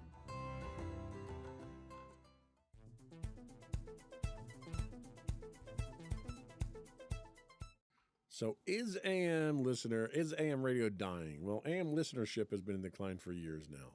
It's been losing ground to cleaner sounds of FM radio and more recently satellite radio and digital media like podcasts. Mm-hmm. Make sure to like and subscribe on YouTube, everybody. I guess that makes us part of the problem. But there's over 4,500 AM radio stations nationwide and about 82 million listeners each month. About a third of the audiences for terrestrial radio, according to Nielsen. I didn't realize it was that large. I mean, that's a pretty significant amount, especially when you start talking about advertising revenue. Yeah, I'd be curious to see how that maps out on a region, like on a map, like where a lot of these people are concentrated in, if it is more rural areas or if it's more spread out. If I had to wager, I'd say it's probably more like open areas where it's, more popular because it's a reliable form that you can always access. Well, the research that I did says in Chicago, AM listeners represent 48% of the total monthly radio audience. I'm just skimming here. Yeah, it's a lot of numbers. I love stats, but I don't like picking up numbers.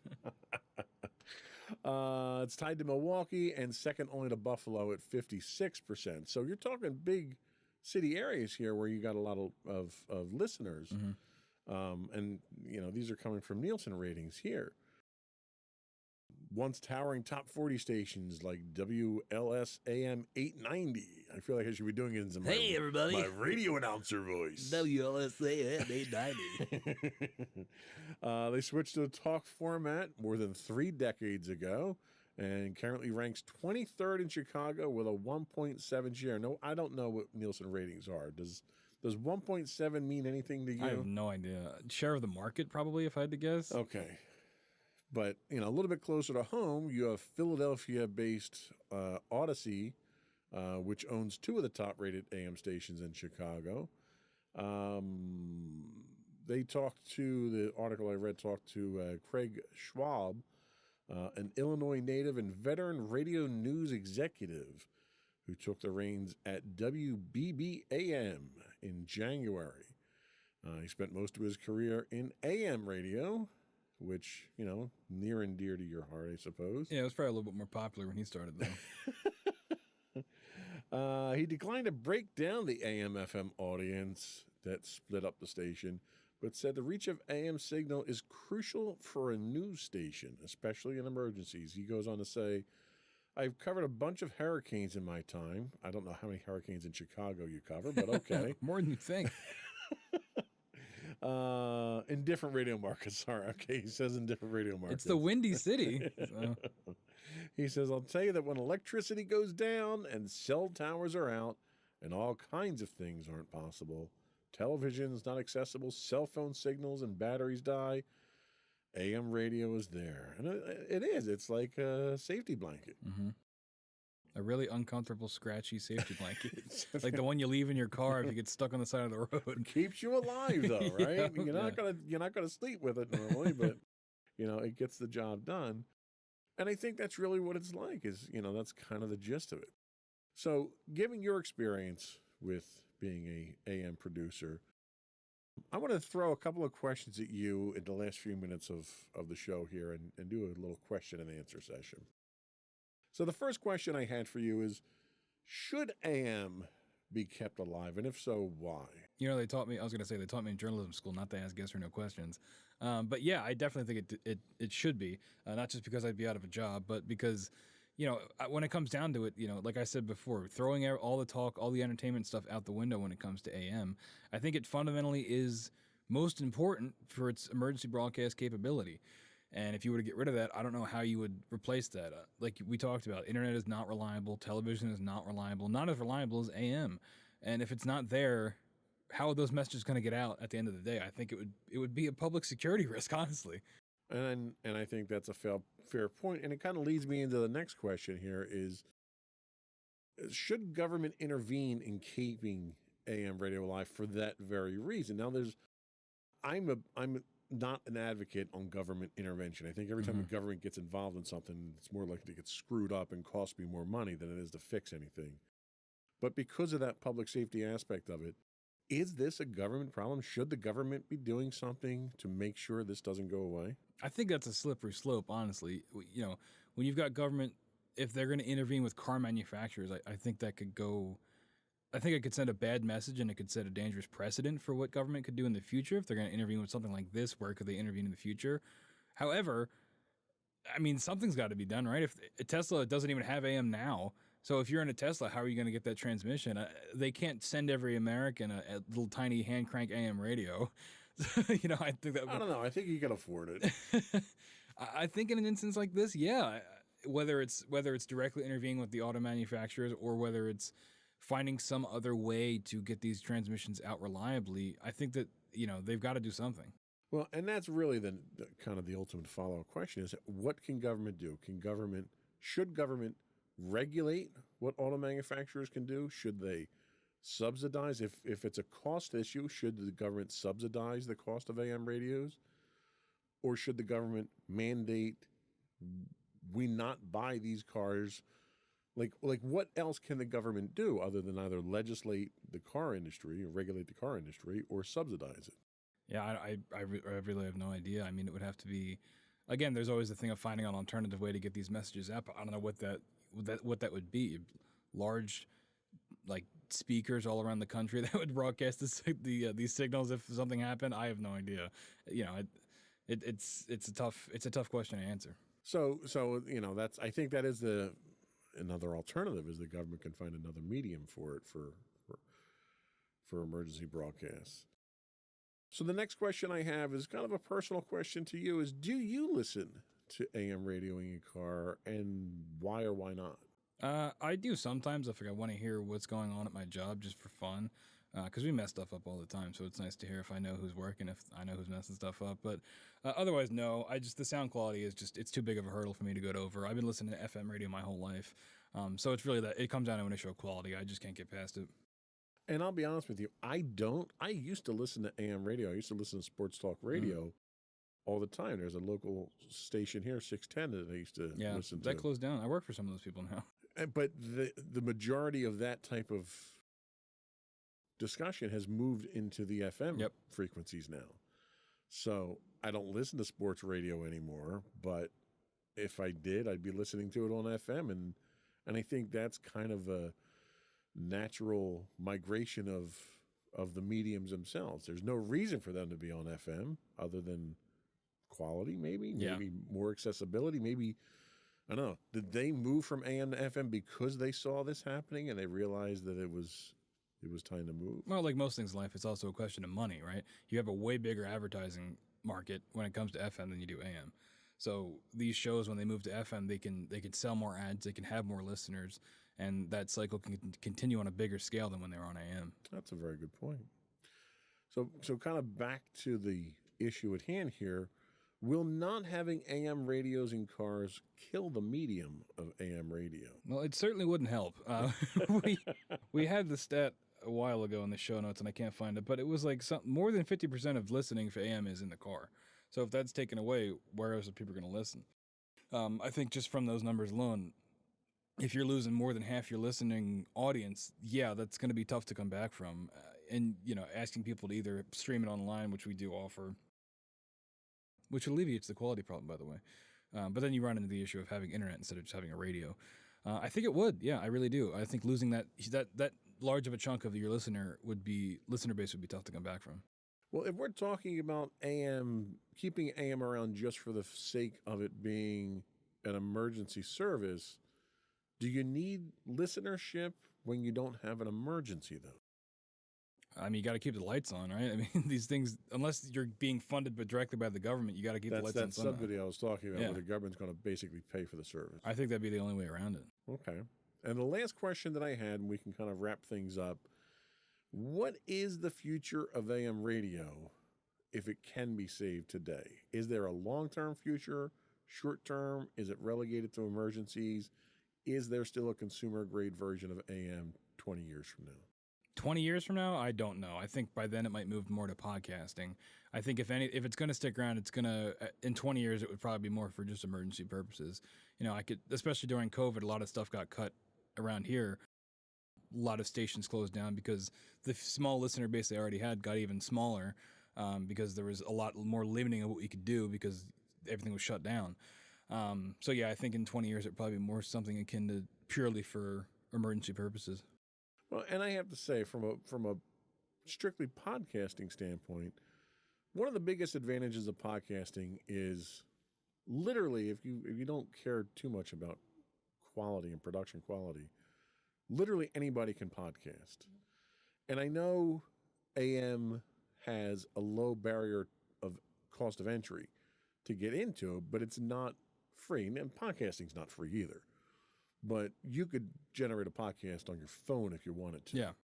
So it's a lot easier for people to produce content from that and then publish it somewhere on free sites. Again, you're talking about a different audience and a different barrier to entry for your consumers for it. But as a podcaster, well, I can't say it's cheap to podcast because the level that we podcast on is very expensive. But for someone who just wants to create an audio podcast and doesn't want to go crazy with mixers and mics and all that stuff, you can do it for next to nothing. Yep. You can produce content on the internet for next to nothing. Can AM radio claim the same thing? Like, what's your cost for someone if they want to produce this type of show, just audio on AM? What would something like this cost roughly?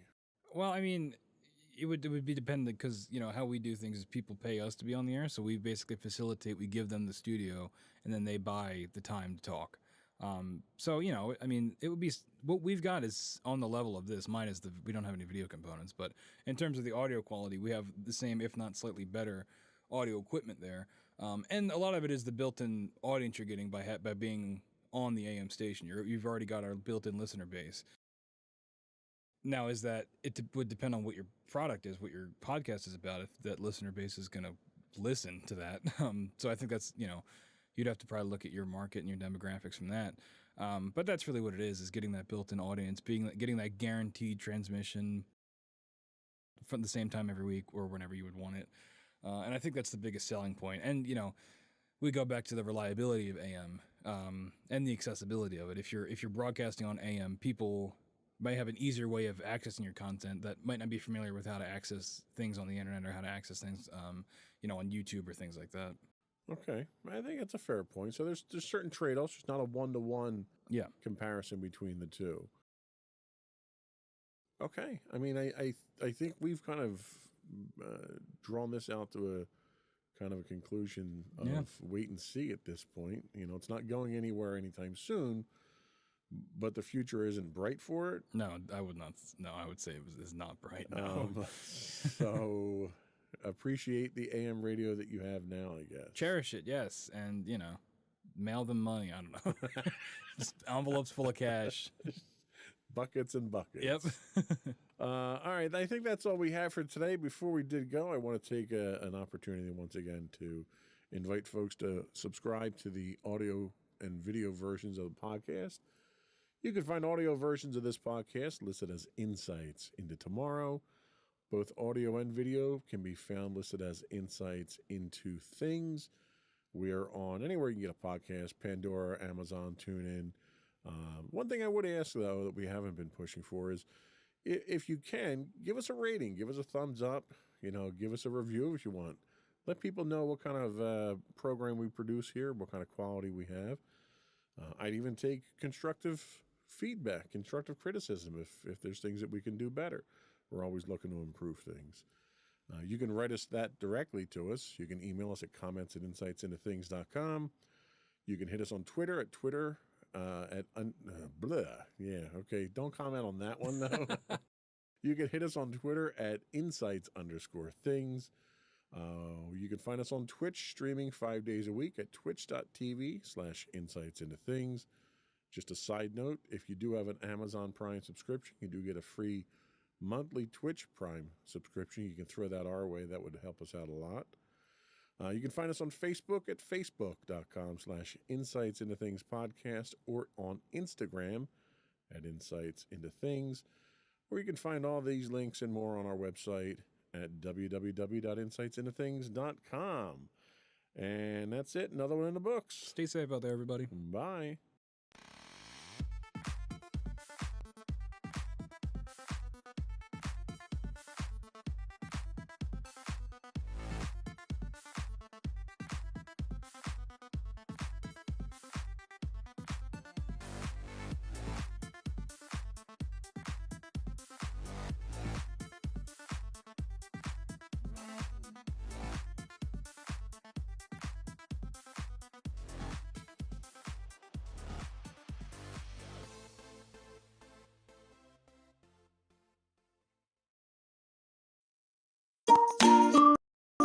Insightful podcasts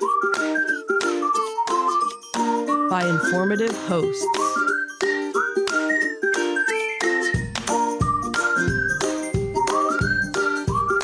Insights into Things, a podcast network.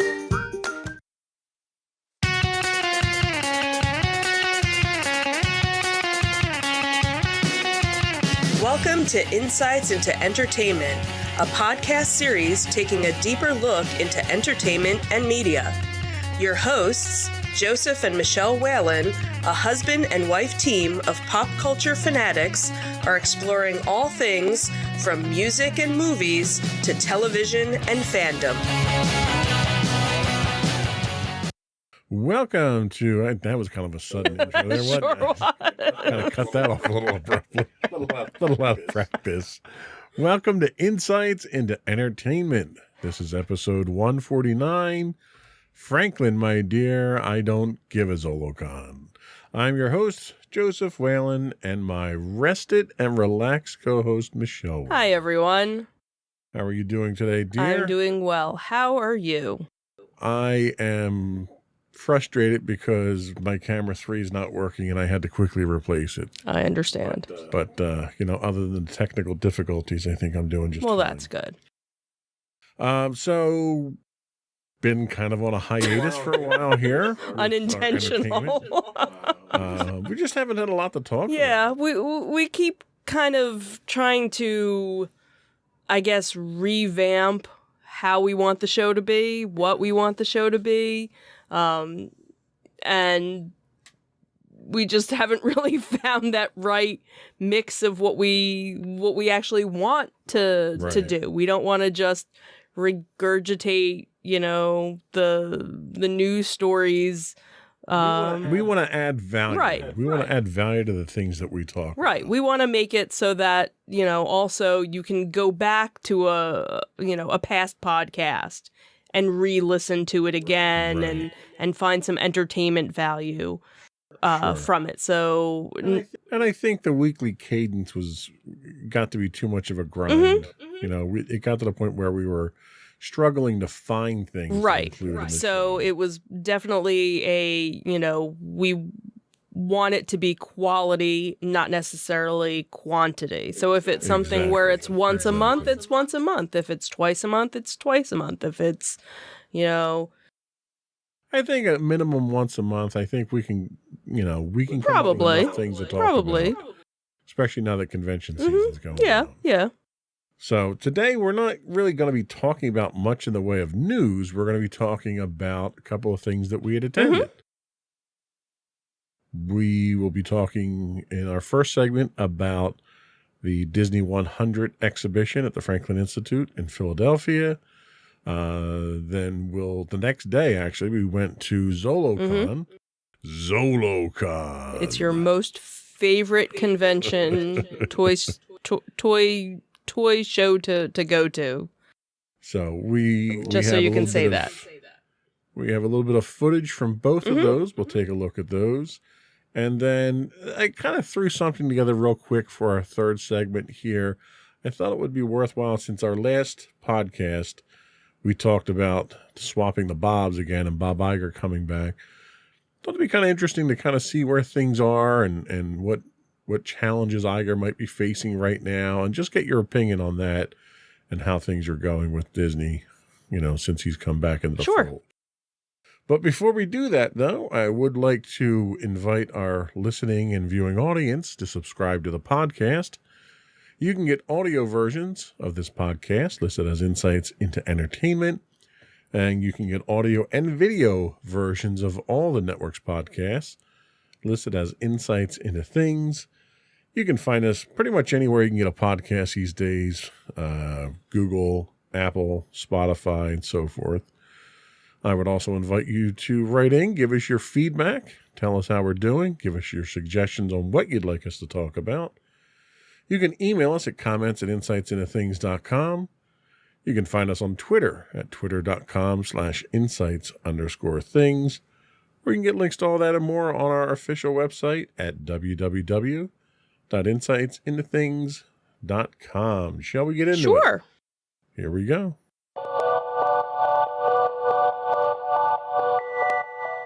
So, Disney 100, Franklin Institute, Philadelphia. We were there Last weekend. last weekend, which was that opening No, weekend? it was their second weekend. Second weekend. They Second opened weekend. the week before. Right. So we were there early in the morning. We got there. We did the museum. We had a 12:30 time for the exhibit. And they have it in the same exhibit hall they have all the other ones. We've done the Star Wars one. We've done the Marvel one. What are your thoughts? Walk us through it. So I have to say, if you are a fan of Disney, any aspect of Disney, being in this area, we're very fortunate because this is the only location within the United States that this is going to be. So there are people that are traveling from all over the country to come and see it because this is the only place. So that's kind of special to think that that we're kind of hosting it, even though we're not physically hosting it. And let's be fair, since they always do the D23 in Well, that's- California, the least they could do is give the East Right, Coast something. exactly. And that's when you think about all of the D23 events and everything else, it's usually always Florida or it's California. So to actually have it, in Philadelphia, so really for anybody that's within, a couple of hours, and you're a Disney fan, this is a look into, behind the scenes stuff that you don't normally get to see. Disney has been doing a lot of different behind the scenes shows on Disney Plus, like, Behind the Vault, or all these different shows. There's a couple of different ones. You mean that show that you started watching again without me, that Disney show? No, the other one that we already watched. The other one that you're watching. No, we already watched it. Well, I thought you stopped at one point. That's the attraction one. That's the other one. I know there was one of them. There was one that you left me out of. I know that. Well, anyway, there's various different shows that are on that Disney Plus is running, that they've been running, where they give you some of these behind the scene things from the archives. Look at stuff that, unless you work for the Disney Corporation, you've never seen. So this is such an opportunity to be able to see so many different things from so many different decades, going back 100 years really with the company when you think about it, and different aspects of it. So you have the animated part of it, you have the music part of it, you have the attractions, so they break down the whole exhibit into, I think they had it in 10, what did they call it?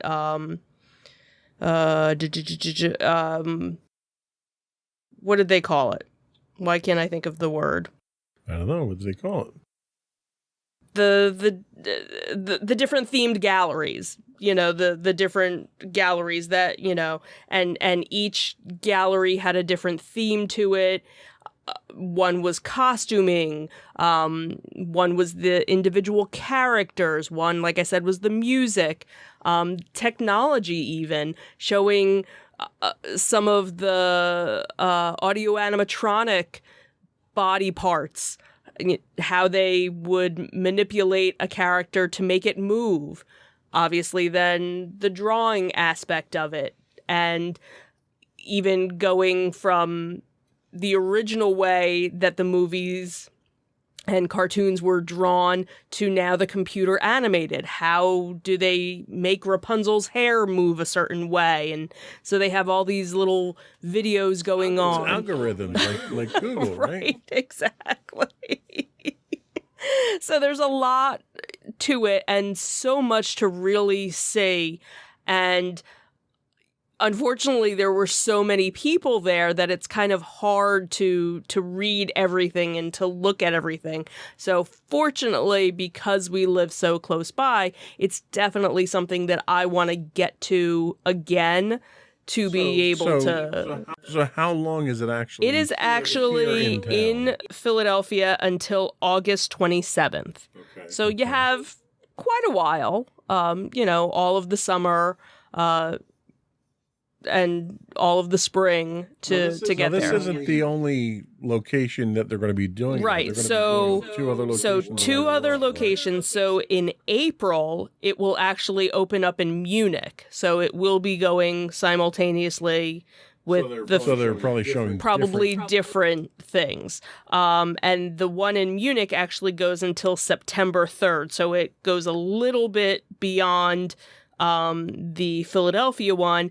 And then the dates for London are actually fall of 2023. They actually don't even have their dates open yet. So I'm guessing maybe part of Munich's show and part of Philly's show might end up at the London show, I'm guessing. So let's talk a little bit about what was on display. You mentioned there's multiple galleries. What were some of the galleries? How were they themed? What were some of the things that were there that kind of stuck out at you? The stuff that jumped. Sure. So they start off. They go sort of in a linear fashion, starting with the very beginning of everything and how the Disney company started. And you have the Alice shorts. and then Oswald the Lucky Rabbit, and then obviously Mickey Mouse. So that's the progression. So they have some original drawings of all three of those with some videos playing as you're walking through that section. And then they kind of go through, and then it goes on to the whole, Mickey and everything that happened, how he kind of blew up, I guess, and how the company really kind of formed around that and everything. And then they had, the whole music section with the original songs for Snow White and because that was really their first musical.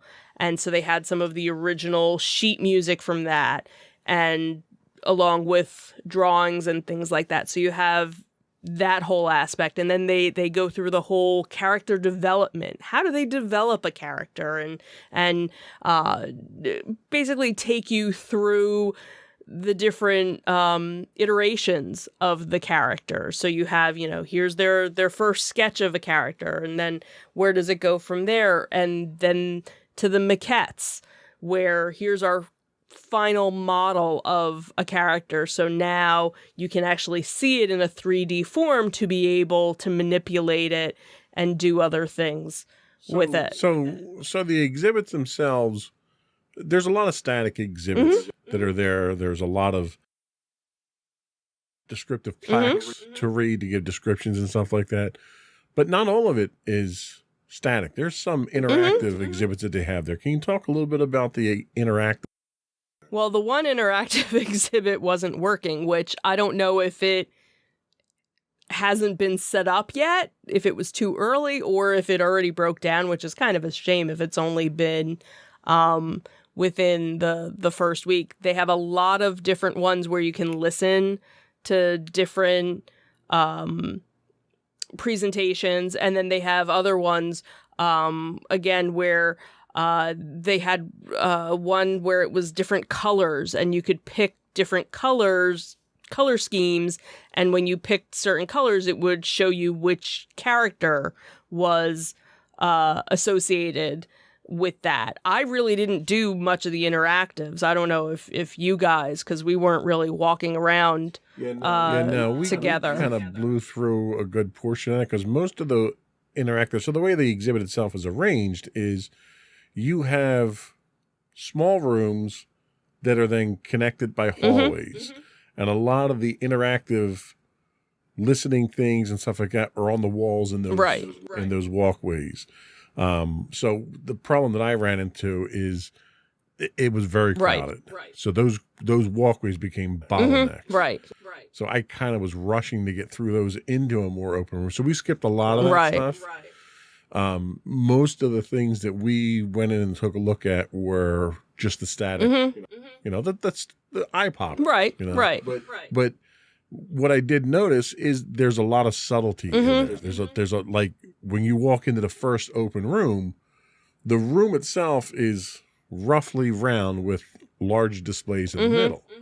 Well, in the middle of these large projection displays are original novels like Grimm's fairy tales and stuff like that, which were they weren't just like library books. These were like the original novels that inspired the stories that Disney did, which if you didn't get up there and see those, you would have never realized. And that was one that I had missed. Whereas one of the things that I ended up seeing was a Winnie the Pooh that was from the live action movie, and then